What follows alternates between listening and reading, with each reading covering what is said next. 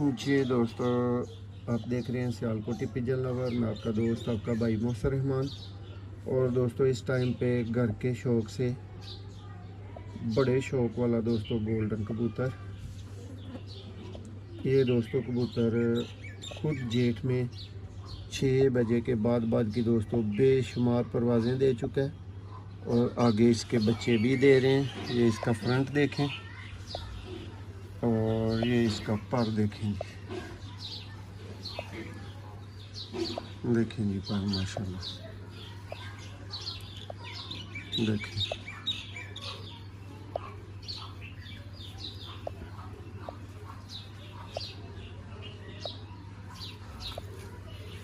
ये इसकी टेल है और ये दोस्तों इसके पंजे हैं, ख़ास निशानी पंजे कटे हुए। और ये फ्रंट से कबूतर।